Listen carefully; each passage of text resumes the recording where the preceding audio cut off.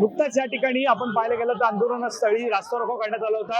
आता वाहतूक कोंडी ही जी आहे ती सुरू करण्यात आलेली आहे। पोलीस या ठिकाणी दाखल झालेले आहे। पुन्हा हे हर्षवर्धन सकपाळ असतील प्रदेशाध्यक्ष यांच्यासोबत सर्व हे आपण पाहतोय कार्यकर्ते काँग्रेसचे हे पुन्हा एकदा त्यांच्या टिळक भवन जर आपण पाहायला गेलो तर इकडे जाताना पाहायला मिळत आहे। आंदोलन ते छेडत आहे।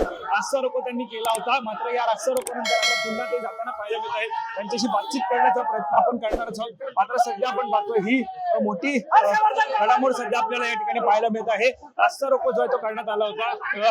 सगळे हे काँग्रेसचे कार्यकर्ते होते, त्यांनी मात्र आंदोलन हे छेडलं होतं। साधारणतः जे वाढीव मतदान आहे भाजपच्या पाहायला गेलं तर त्याच्या विरोधामध्ये हे आंदोलन जे होतं। बातचीत करणार काय सांगाल, एकंदरीत आंदोलन तुम्ही या ठिकाणी छेडत काय सांगाल? आंदोलनाच्या बाबतीत एवढंच म्हणाल, जे बोगस वोटिंग झालेलं आहे त्याची चौकशी व्हावी, त्याला न्याय मिळावा एवढंच म्हणणं आहे आमचं। इकडे सुद्धा आणखी लोक त्यांच्याशी बातचीत करणार आंदोलन करत आहात तुम्ही, हातामध्ये सीसीटीव्ही दाखवा, लोकशाही वाचवा असं म्हटलं, काय सांगा? यांनी 5 वाजेनंतर 5:30 नंतर जे मतदान झालं, राहुलजी गांधी यांनी सीसीटीव्ही फुटेज मागितलं, ते फुटेज यांनी दिलं नाही। कारण यांनी फर्जी वोटर, डुप्लिकेट वोटर घातले। जवळपास लोकसभेनंतर विधानसभेपर्यंत यांनी जेवढे 5 वर्षात मतदार वाढलेली, या 5 महिन्यामध्ये एवढे 76 लाख मतं कसे वाढले? महाराष्ट्रामध्ये 18 वर्षाच्या वरचे जेवढे नागरिक आहे त्यांच्या लोकसंख्येपेक्षा 76 लाख मतदान हे कसं वाढू शकतं? याचं उत्तर हे निवडणूक आयोगानं दिलं गेलंच पाहिजे, याची छाननी व्हायला पाहिजे। हे अतिशय वाईट आहे। लोकशाहीवर निवडणूक आयोग हे स्वायत्त यंत्रणा असताना, स्वायत्त निवडणूक आयोग हे स्वायत्त असताना त्याचं पुढारी जे मुख्यमंत्री हे समर्थन किंवा वकिली का करतात? कारण की त्यांनी त्याचा गैरवापर केलेला आहे।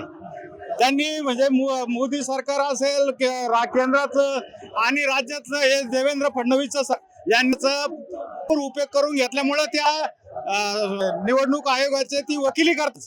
आंदोलन एकत्र आलेलो आम्ही ठरवलं होतं आज एकत्र आंदोलन केलं जात आहे आणि जे वाढीव होतं त्याच्या विरोधात, भाजपच्या विरोधात हे पाहायला मिळतं, काय सांगा? नाही, सगळ्यांनी देशवासियांनी, प्रत्येक राष्ट्रभक्त नागरिकांनी विचार करण्याची गरज आहे। ज्या मोठ्या विचारानं इथं लोकशाहीची सर्वांना मताधिकार दिला।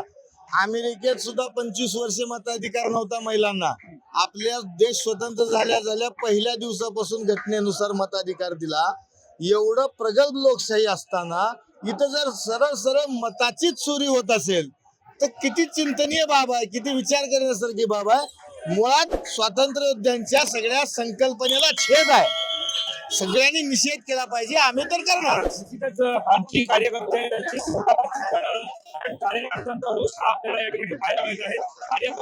दाखल झालेले मोठ्या प्रमाणात मोदी सरकारच्या विरोधात जात आहे। मोदी सरकारच्या विरोधात घोषणाबाजी दिली जात आहे, नेमकं कारण काय?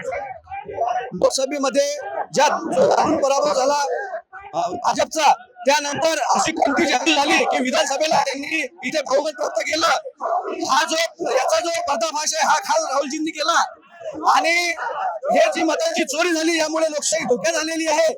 म्हणून आम्ही या ठिकाणी काँग्रेस पक्षाच्या वतीने या ठिकाणी आंदोलन करत आहे। आपण पाहायला गेलं तर हर्षवर्धन सकपाळ सध्या कोणी घेऊन अपेक्षा